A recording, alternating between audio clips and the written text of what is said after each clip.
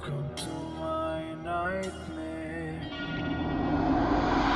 These days, there are countless videos and articles about AI, tools built around it, stories about integrating it, and projects, and endless discussions of the best way to use it. People read, comment, and share their opinions with absolute confidence. For every strongly held belief, there is someone just as certain that the opposite. For every strong belief held, there is someone just as certain that the opposite is true.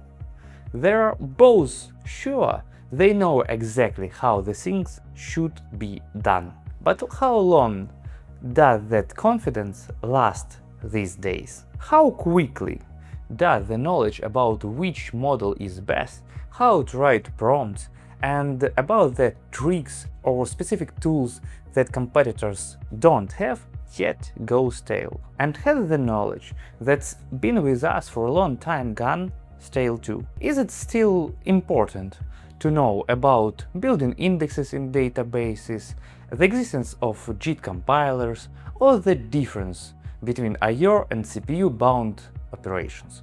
Or is it already as important and useful as the skill of multiplying fractions in your head? Hello everyone!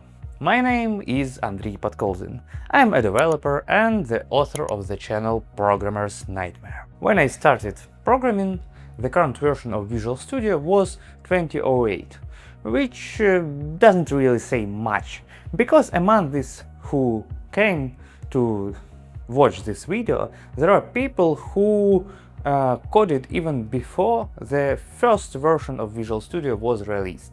And there are other people who don't even know that Visual Studio is not the same as Visual Studio Code. My only point is that I used to program a bit without internet, program a lot with internet, and now I'm programming with the help of artificial intelligence. I don't know where I fall on overall scale of AI usage in my work compared to other professionals. Because right now we have many successful professionals handling their jobs and making money for their employers without even using ChatGPT as a search engine. There are those who use it, and there are those who use Copilot or similar tools with multi-line completions and next edit suggestions. Some let artificial intelligence to modify the open file by giving commands in the built-in chat in the IDE, while others already use agents, background agents, cloud agents, which interact in parallel or sequentially, and there are those who build their own MCPs and RAGs. I'm currently at the agent level. I use Claude Code, Copilot CLI, and GitHub Cloud Agents. But I don't yet see why I need the next steps over.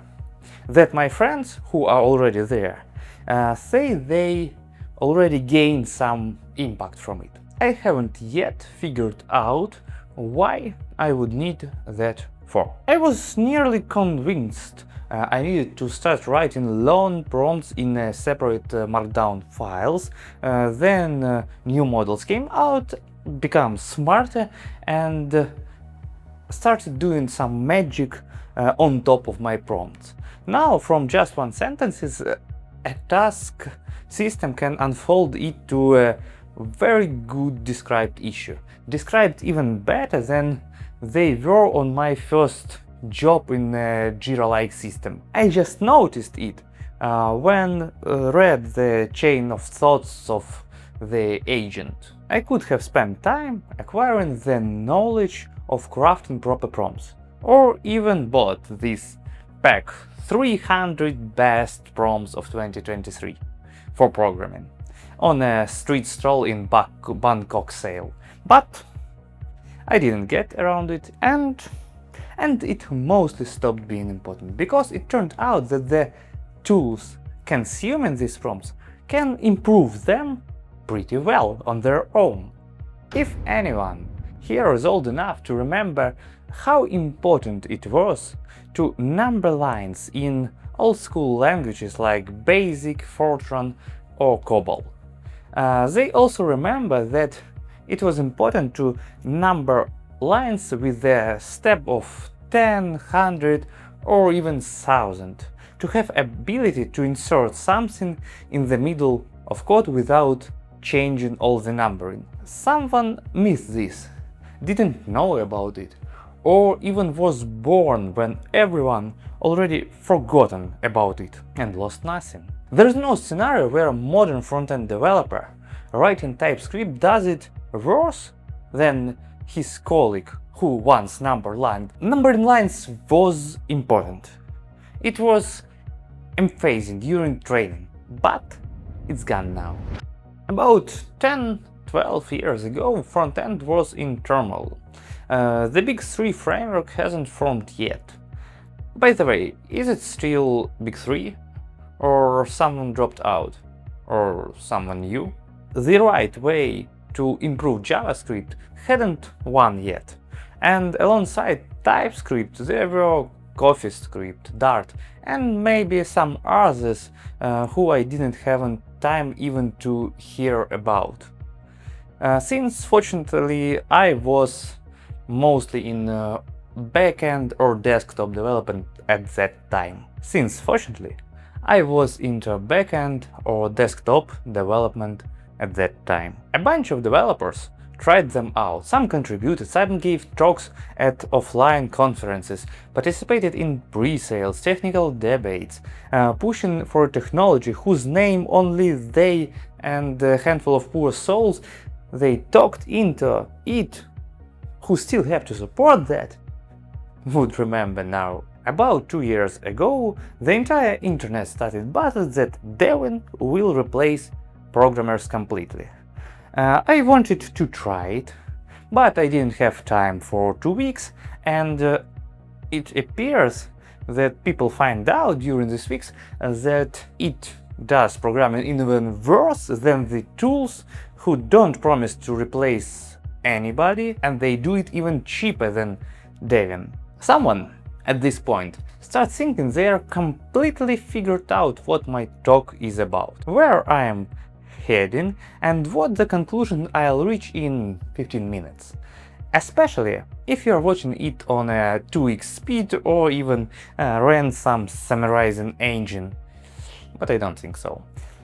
I am not leading up to the idea that the AI is a bubble that will burst. I'm not even saying that you shouldn't try things that are fleeting. What I want to show is that the cutting edge of technology, a lot of things are fleeting, and guessing which technology or approach will win is not much easier than guessing the future of stock prices. Some framework developer. Is it still relevant, or should we just grab AI now and effortlessly write in whatever we want? If you knew framework poorly before, then with AI you'll be able to write poorly in another ones too. If you knew your technology very well, how it is built from the inside, the entire ecosystem around, and what typically blows up the production, then you'll be able to write quite poorly in other technologies with the help of AI. I'll come back to this but after a couple of spin-offs, flashbacks, flash-forwards and some other absurdly used art house technique. There are programming languages with direct and explicit memory management.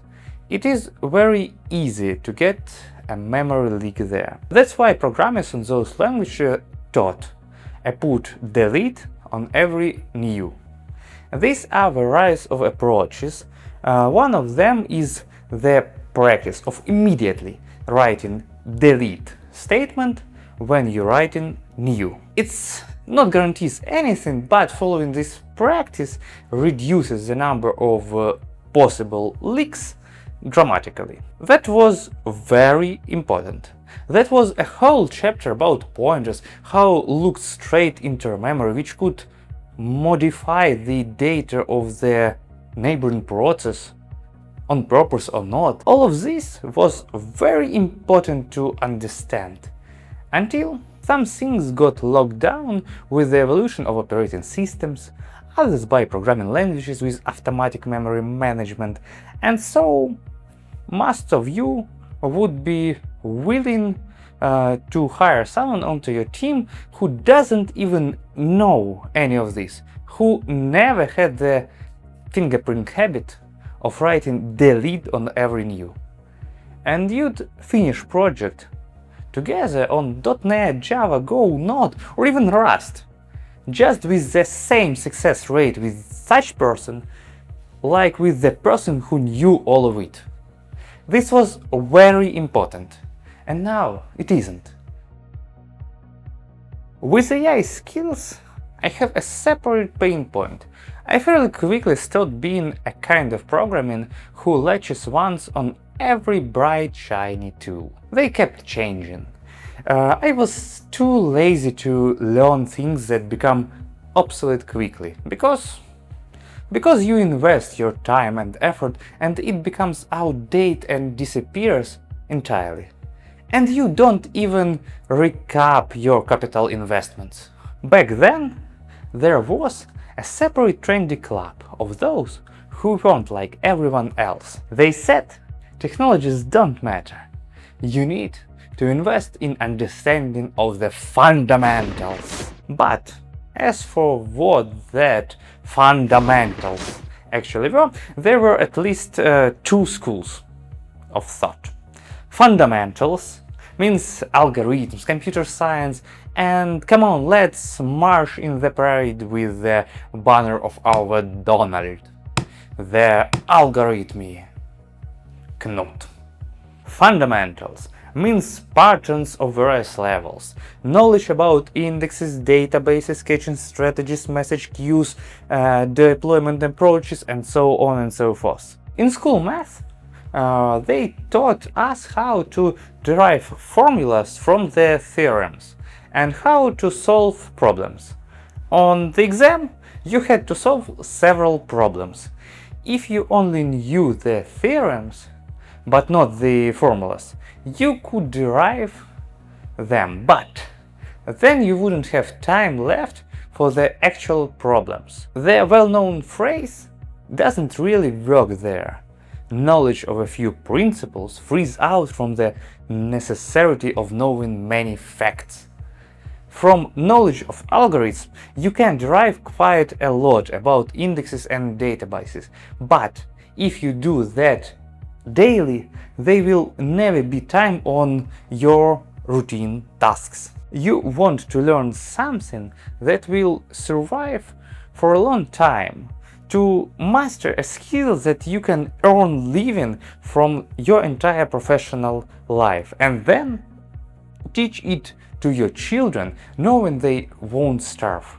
Learning everything else is frustrating, because it becomes obsolete faster than it pays off. So, you learn to use a tool, but a competitor released a new feature than you really need, and you have to skip from one tool to another. So the investment in the first tool becomes... With AI, it's everywhere. Every month new models come out. Every week the new versions of tools with new features come out. And every day articles comparing something to something or teaching you how to use something appears. A massive fear of missing out compels us as a community of engineers to read these, discuss it, organize conferences, and attend them. Are the fundamentals still important? One kind or another, AI can suggest algorithms you have never heard about that would perfectly solve your problem. Just as it can produce the solution that's completely suboptimal because you didn't magic the magic word in your prompt, the surname of some scientist after whom this algorithm named too. You wouldn't have even a hypothesis that an algorithm for this exists. The person who spent countless hours in studying algorithms might still not know the right one, but will almost certainly have this better sense that it might exist, and will ask AI about it and get the answer. For those who consider fundamentals to be patterns and system architecture, who rely excelled and it their golden hour has probably arrived. They can, without dirtying their fingers with code, giving command to their artificial servants and build systems. Will it last forever? A devil knows, and if someone claims that they know, do squint and give them an condescending look. To knock, they don't know. Application domains, IIS, GAC. These are purely .NET terms, and if you're not one of us, you may not know them, but the interesting fact is that even if you are a .NET developer just not a long time ago, you might not know them either. Yet these were important things, practically key elements of the technology, asked on interviews. Application domains provided the ability to load and unload assemblies in isolating them from the rest of the application, which was critically important for building plugin systems and servers. But in the course of .NET evolution, they disappeared. IIS was a powerful and large server on which you could host countless of .NET websites on a single machine. It uses those application domains and had a ton of complex and interesting settings. So, the entire domain of knowledge was the ability to admin it. I remember that GAC stands for Global Assembly Cache, and that was some tool for sharing the same assemblies across different applications on your system. But I don't no longer remember the nuances at all. But I do remember it was important interview question in my first years of work. And I remember it wasn't purely theoretical interview knowledge. I had to use it somehow. But I don't remember how exactly, and it's not longer important. I haven't heard about Global Assembly Cache for years now. And there was also something quite the opposite. For years we told how important tests and documentation are. And may I be damned if each of you haven't thought from time to time that they are a bit overrated. That the team is small, turnover isn't high, and most of questions get answered asking from colleague. That the tests, especially unit tests, helps code overly focused on internal mechanisms of a class, and that the 17,000 unit tests on a microservice of couple of files didn't save you from a call on a Saturday morning when something broken. Login probably goes there too. It was often a passion to save some effort on it, not clutter the code with it, and so on and so forth. I'm not saying it wasn't important. For such honestly, I'd be cancelled in a second, fired from my job, Microsoft would revoke my MVP, and I died under the bridge in no time. I am saying something else. People used to say that it was important, but it wasn't quite as important as they say. Or, at the very least, there were plenty of cases where it wasn't so important. However, those who took these practices almost on faith are now getting a massive boost in their projects. All of this is a simply goldmine of context for agents and simplifies their adoption by orders of magnitude. But I look at you with enormous skepticism. If you tell me this was expected and it all makes sense, nothing of the sort. You guessed right, and that's great.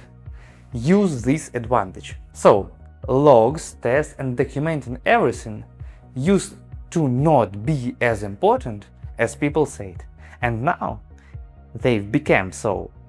That happens too. So, what could be that magical skill? Those who drifted into management teams or projects, who set aside Knut and McConnell from the shelf, who replaced their code editor with a Kanban board? Or worse, Excel sheet? Their answer would be soft skills. The ability to listen, give advice, lead discussions, manage your own time and attention, give and receive feedback, think critically and strategically, and countless other things. Specialization is for insects, right? The logic here is, as long as there are people, this will be relevant. But there is a hypothesis without claiming it's the truth. If we can indeed significantly increase development productivity now, then we can also shrink teams, which would lead to fewer communication. Investors are already waiting for a first billion-dollar company, built by a single person. Or another thought. I'll just leave it here. Have you ever felt that talking to people who have read lots of books and taken lots of courses on a variety of soft skills feels similar to talking to that dumb ChatGPT? Memorizing something on the first try was an important and fairly rare skill when information sources was separately there. People who knew a lot looked very much like smart people. And it's still easy to confuse about these two. But it's become clear that intelligence is more about ability to operate on information, not just hold it in your head. Neither hard drive nor RAM is intelligent, but graphical processors or central processor units are. But when books become plentiful and libraries widespread, the skill of memorizing become not as important. However, it was great to be able to structure it somehow, create your own mind maps, notes, and plenty of other things to navigate the information. This is still slightly useful as an element of an education or that transform knowledge into understanding or even in a skill. But all these personal link libraries, diagram and nodes yielded to a versions of a Google that existed back in 2008. First one thing was important, then another, and now essentially none of them are. So what the hell is important now? Are we supposed to just fall into terminal engineering nihilism? Specific programming languages and frameworks, and especially their specific versions and knowledge about the difference between them, are going to help. Algorithms and data structures, AI definitely knows them better than any living person. So, is this AI learning what's new in Cursor, how it differs from Windsurf, what they shipped in the quencoder, and what anti-gravity had that Claude Code doesn't? Only it's elusive and keeps shifting. There are no underlying fundamentals there. They have stood the test of time. They can't be. Not enough time has passed. There is one trick for finding solutions if you can't find the answer for questions. Flip it the upside down. And what would be the reversal of our case? What is definitely bad? Who definitely lost the engineering roulette? And I have the formulation. I have more or less obvious answer. Those who played the least ended up in the red. Those who milked one dying technology for decades, right up its very jaws, while doing simple repetitive tasks. If they haven't already lost their jobs, they ended up separately dependent on their current employer. Someone today still earns money on Delphi, never once having looked around, never having cultivated impeccable knowledge of algorithms, having milked their advantage to the bone without a backup profession, passive income or business, or a reach, they'll be pretty defenseless and dependent on their current employer. Not everyone who invested in algorithms are doing great, but most are fine. Not everyone who invested in patterns architecture and the theory of building systems are doing great, but most are doing fine. They are on top right now.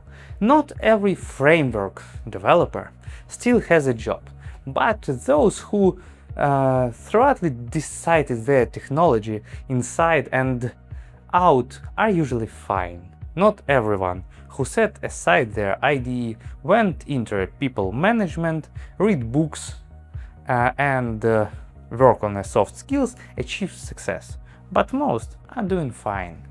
Not everyone who jumped on every new bright shiny tool kept that frame alive. From the days of the wild west of Linux and BSD distros through the era of front-end frameworks and all the way to these AI days. But those who did are going well. Which one are you? You may have even been in a different categories at different stages of your career.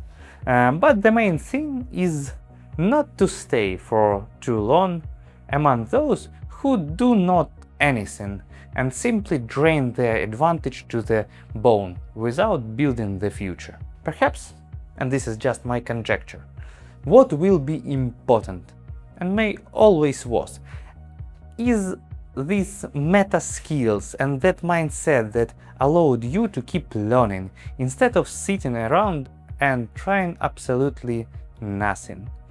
Making hypotheses, looking for evidences to support them, or accepting the disappointment of abandoning them and building new ones. The ability to formulate theories and analyze the results of experiments. Perhaps what will matter in communicating with all this sycophantic AI is the ability to ask at some point, what about different approach?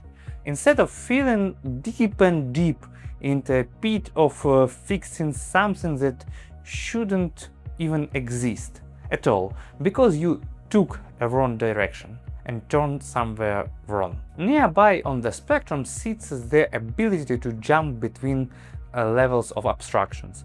One moment you are discussing the impact of shipping an entire feature stream into a massive project from the client's perspective. The another, you operate in the terms of infrastructure costs.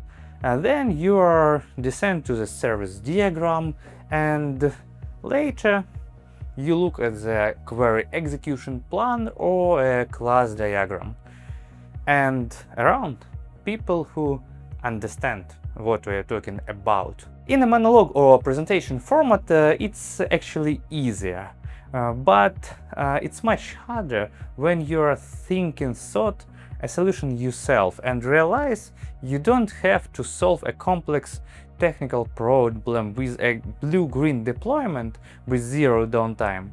And you can just align your deployment processes with a team using Google Calendar. And that is your case, and it fits perfectly in your concrete situation. That a certain feature doesn't need to be implemented at all, and it is enough to add some link or make how-to video. They recall what is this for after entirely coming with how exactly. It seems this is still important. Someone will even say that this is what will remain important forward. Not necessarily. Maybe agents will get a bit better and it will shave off a dozen layers of abstraction that you will no longer need to think about. Teams will shrink too, and then there'll be few abstraction layers to jump between that even old Forrest Gump could manage it. What used to matter was the results of these actions, jumping between abstractions, soft skills, knowledge, the latest updates across the range of technologies. But now perhaps what matters more are the muscles that were being trained while acquiring them. And if that's the case, we currently have a pretty poor answer on the question, how else do we train them? How should education change in the future to teach something truly useful?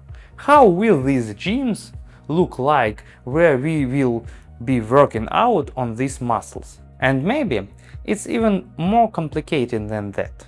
If we extend gym metaphor, in the gym we perform exercises that have no practical purpose. Before that we hold bags, trees, harvest. In the gym there are no point of moving weight around. It helps develop or at least maintain our muscles, but it's not even certain the value is in that. It might turn out what matters is the very habit of showing up, enduring, suffering, and fatigue, and doing it for 50 years straight without skipping. If we surface from the metaphor, it might turn out that what matters isn't the code you wrote or the system it became part of. What matters might not even be the knowledge of patterns and the ability to understand a system. Maybe not even your approach to understanding a system, but something else that's born from doing it all 5 days a week for years. It seemed to me I'd grasped the essence. What matters is what difficult and rare. The skills that are hard to acquire, the ones that only a small percentage of people in the population have. Sounds logical as hell, doesn't it? No. Some of these skills are an elusive Joe. Rare because they are useless. And some can be just easily devalued by progress. Being good at arithmetic was one such skill. Speed reading, the ability to quickly grasp the essence of large text, used to be. The ability of painstakingly make many attempts, analyzing results and make a new attempt was one too. It was important, and now that's not. Agents do this fantastically. Once upon a time there was a very good, strong advantage of mine in the market, along with the ability to focus on one thing for an hour. Right now we are not entirely sure yet, but maybe that's what need is the opposite, like the CPU in a cooperative multitasking mode, switching. I'm not sure it's a good or correct path. It certainly wasn't before, but I see people who are profiting from it now, launching swarms of agents, processing multiple tasks across several projects, all for each of their several jobs. And maybe you're a bit bored by AI right now, and you are waiting for humanity to realize that this feral bloated T9 is dragging us into abyss. Then you don't necessarily have to study. And maybe you are bored stiff by AI. Right now you are waiting for humanity to realize that this feral bloated T9 is dragging us into abyss. Then you don't necessarily have to study it with all your might right now. I am not saying it will disappear. Amazon and eBay didn't vanish after the dot-com bubble burst. They are still here with us. But remember how different mobile phones were just 10 years ago.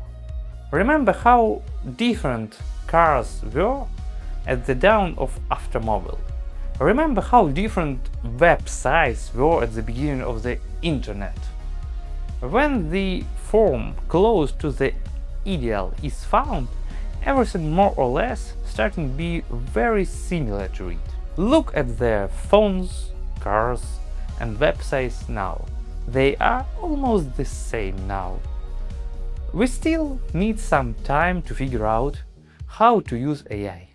The first to figure out will be those who love bright new shiny things, although they already say they figure out. But a week later they say something different. Yet, at some point, they will be the first to find it out. They could say we owe them because they spent more time on it than anyone else. Well, let's be honest. They enjoyed it. They loved it. But at some point, it will become the part of fundamentals.